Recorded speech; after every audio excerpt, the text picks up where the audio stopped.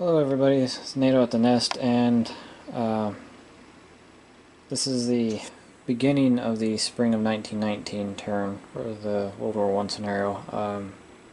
Usually we do the video at the end of the turn, but because the World War I's over, and so this is kind of like a second phase of the scenario, and there's some Russian Civil War specific rules that come into play now.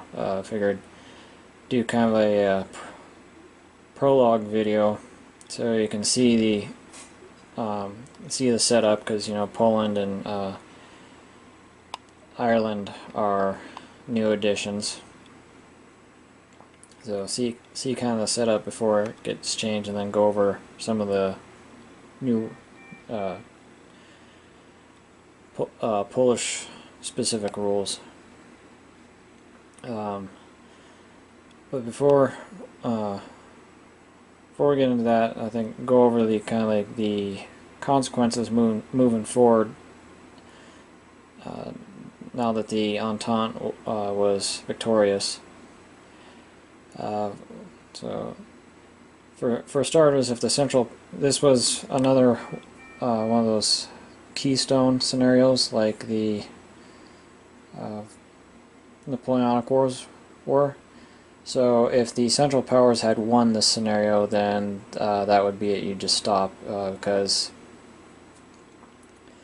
the logic that we're going with is, of course, this is what if history, so there's always an argument for or against it, but we had to make a decision on a course going forward. So this is right or wrong. This is the decision we made. We figured that if the Central Powers had won World War I, there would be no Treaty of Versailles, and so no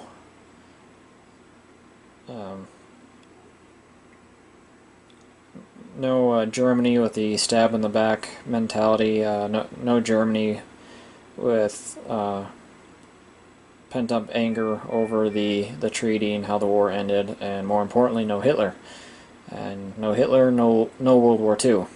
And no World War II, then,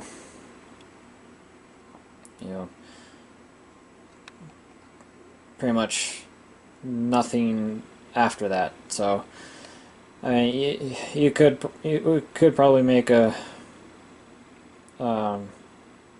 maybe a scenario that Central Powers win, but the Soviets win as well. So maybe a hypothetical World War II would be,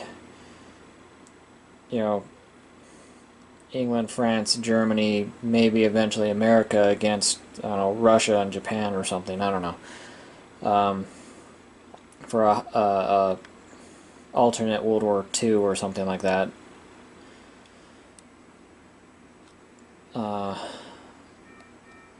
But as of that may be something we look at in the future, maybe later on. As of right now, we don't have a scenario planned or built around that kind of what if. So for right now, if the Central Powers win World War I, that's just it. That's the end of the scenario. You don't continue on to any of the other scenarios. So, like, no World War II, no Cold War, all that fun stuff. However, since the Entente, or the Allies, did win, then we do have the Treaty of Versailles, we do have a pissed off Germany, we do have a Hitler, so World War II will be happening at the conclusion of this scenario. So things that changed, the German Empire, the Austrian-Hungarian Empire, and the Ottoman Empire all disappear. So three world empires collapse. The Ottoman Empire will turn into Turkey, and then the Middle East will be divvied up between England and France, and then a couple independent nations here and there. The German African colonies will be gobbled up between England and France. Nothing really changes for America. They just go back to being isolationists.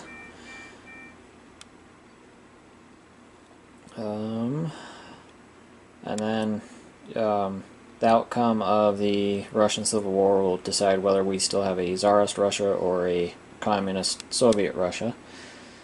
But there are still several years left in that conflict. So what happens right now is Poland and Ukraine go to war with the Soviets, as you know, and the Irish have rebelled once again, and the Mexican Civil War is still going on. So four separate wars going on right now, but in terms of scale, much smaller scale than what we just spent the last quote-unquote 4 years slogging through the nightmare of World War I in Europe. Like I mentioned, some specific rules just for the Polish Russo or Polish-Soviet War, sorry. So how the Ukraine and how the Polish starting units are decided is a d6 roll. You take a d6, you roll it, whatever the number is, that's how many infantry they get plus an artillery. So the Ukraine, they rolled a 5, and so they got 5 infantry and an artillery, and then through saving up they bought another infantry, so they have 6 infantry now. Poland, they rolled a 3, so they got 3 infantry and 1 artillery. And the Irish, they got lucky and they rolled a 6, so they got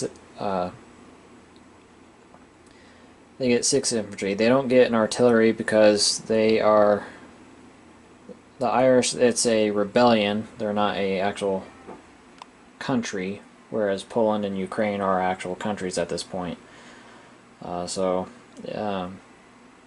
the difference is Poland and Ukraine, they just get that one-time d6 roll. After that, they have to rely on production to increase their numbers, whereas the Irish, at the end of their turn, they roll a d6 every time at the end of each turn.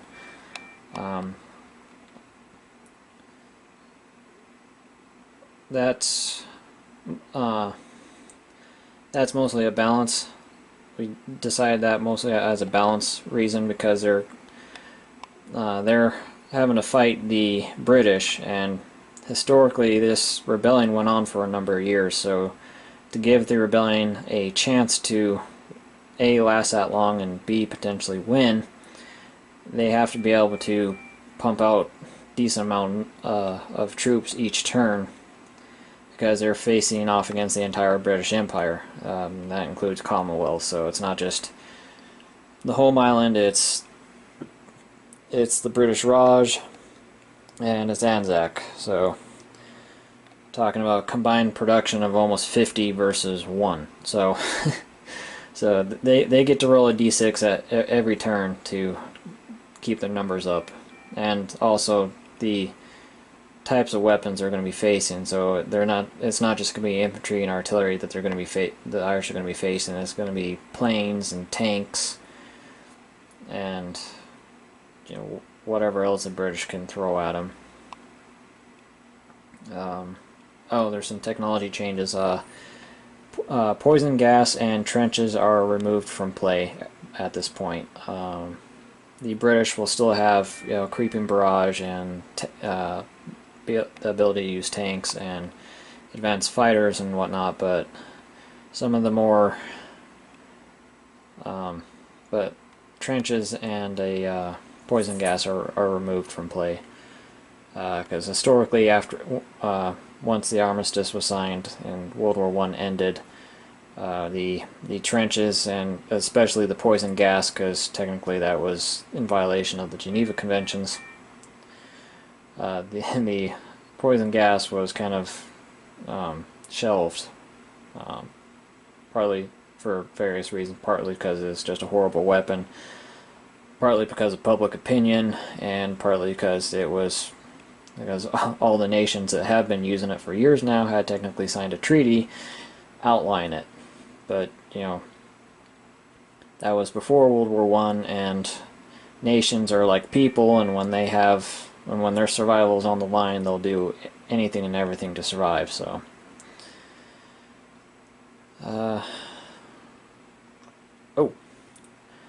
Russia. Once the Polish, Russo, and Ukrainian war kicks off or starts, the Soviets get bonus troops equal to whatever the Polish and Ukrainians have at the start. So like I said, Ukraine, they rolled a 5, so they got the 5 infantry and the artillery, but they just before the war started, they were able to buy another infantry. So Ukraine has a total of 6 infantry and 1 artillery.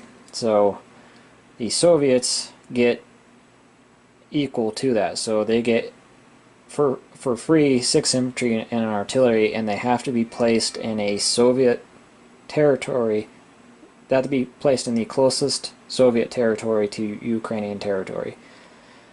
And those Soviet troops, those bonus Soviet units, can only be used against Ukraine and or Poland, because Poland and Ukraine kind of join forces, kind of, sort of. Once the Polish, Ukrainian, or just the Polish-Soviet War for short, once the Polish-Soviet War is over, then those Soviet troops can then be used to fight the White Russians. But until then, those bonus troops can only be used to fight the Ukrainians or Polish. And same thing with the Polish. The Soviets get bonus troops equal to the number of Polish troops. So, like I said, Poland got 3 infantry and artillery. So you see right next to them, the Soviets get equal to that. So they got 3 infantry and artillery. And same thing with Ukraine, they have to be placed in the closest Soviet territory to Polish territory. And they can only be used against Polish or Ukrainians. And then, like I said, once the Polish-Soviet War is over, then all those troops, all those bonus troops, are free to be used against the White Russians at the Soviets' leisure. Even though the Soviets are fighting all 3 of the other nations, so even though the Soviets are fighting the Poles, the Ukrainians, and the White Russians, the Poles and Ukrainians are not allied with the White Russians, and vice versa. So the Poles and Ukrainians can help each other out, and they can enter and help defend each other's territory, but they cannot interfere with the White Russians. They cannot go into White Russian territory.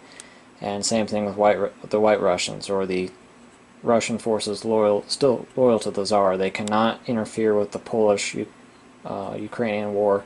They cannot send troops into Poland or Ukraine to help out. They're 2 completely separate wars, and they're not allied together. And that's it. Board's kind of empty now compared to what we've been used to for the last 8 or 9 turns.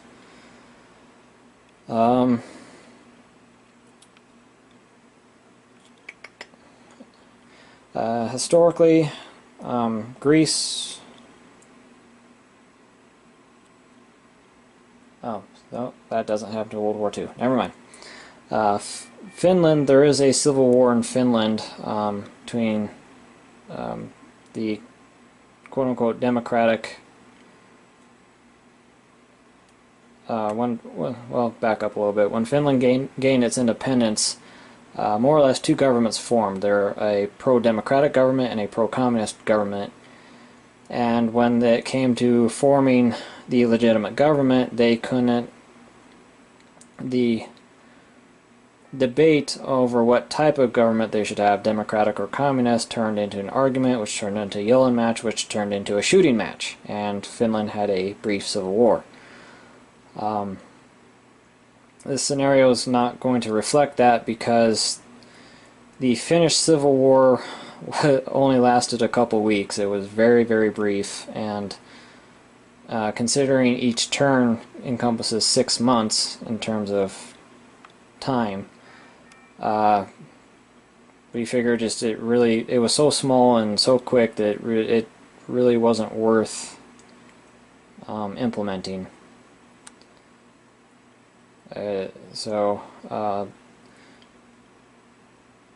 although Finland is or did have a civil war, it is not implemented, not represented in this scenario just because of its at least comparative minuscule size to everything else going on around it. And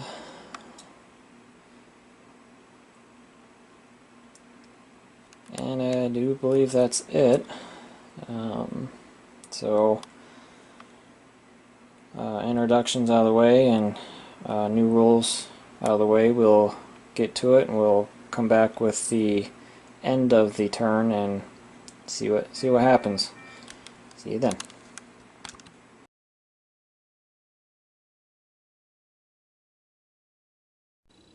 Hello everybody, this is Nato at the Nest with the spring of the 1919 turn of the World War I scenario. And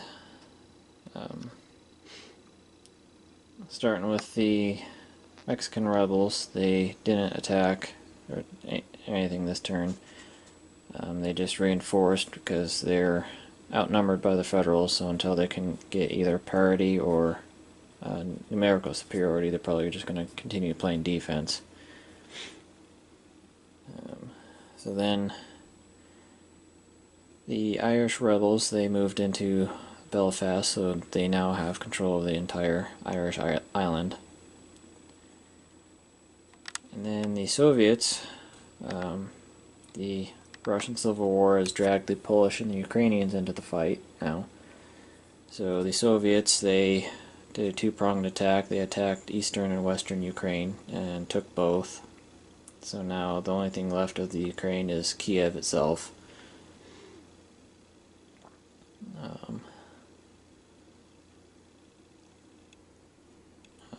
Poland didn't have any action. And then the Soviets, who were originally contesting Smolensk, they pulled their forces back into Kursk and lifted the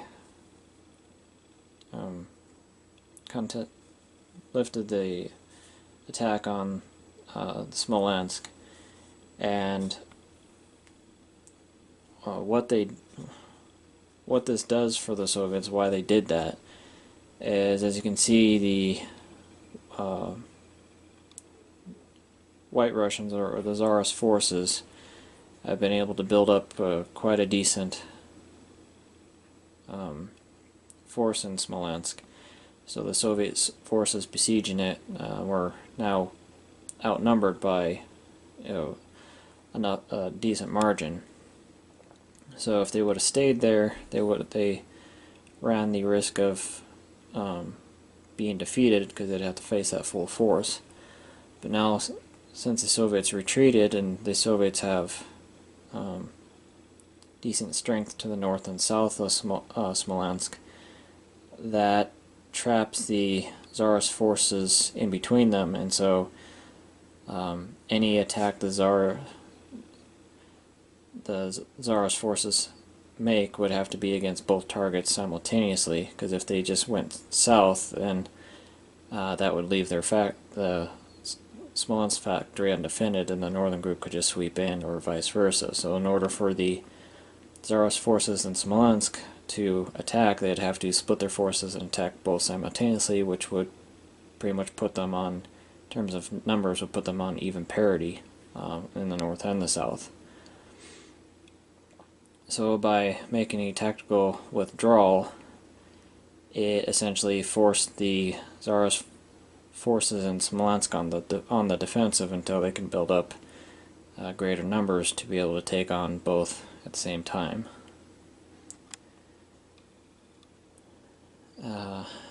And then that was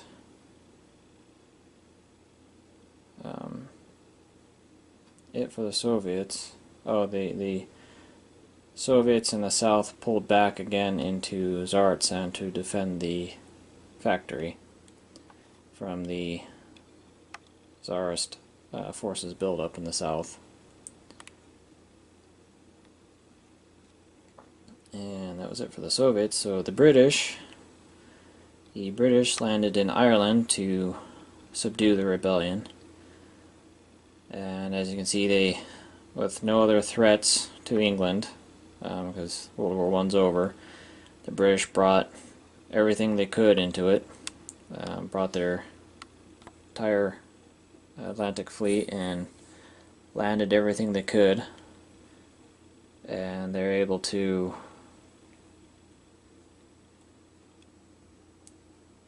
inflict 4 casualties,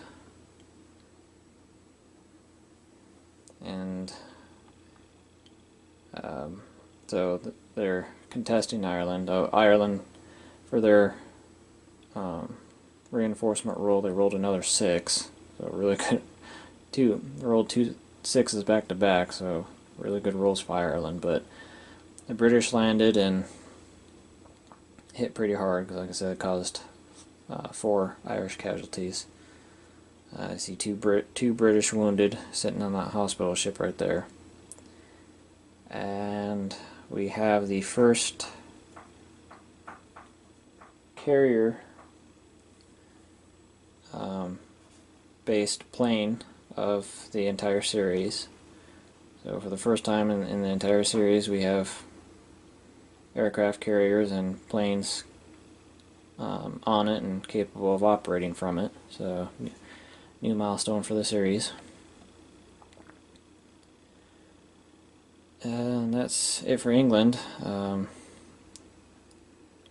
When the Irish Rebellion started, England had no artillery, at least in the European sector, so the British bought nothing but artillery and then the advanced fighter. See, the White Russians are the Tsarist forces in Russia. They didn't make any attacks this turn, as like I said, like I mentioned earlier, the situation in Smolensk. So what the Tsarist forces did, they just moved forces into position and are building up forces in the south to either take on Tsaritsyn or Moscow or whatever the Soviets leave open. The easiest target would be Tsaritsyn, because they would enjoy a 2-to-1 advantage if they went there. If they went to Moscow, they'd be fighting, going up against roughly equal numbers. And then to finish out the turn, the Federal Mexican forces attacked the rebel Mexicans and traded blows, caused 1 casualty and suffered 1 casualty. And that was the turn. Turns are going to be going pretty quick from this point on, because much fewer nations still in the game, and the scope of the conflict is much smaller. I can't guarantee that means that the rate that we publish videos will go up, because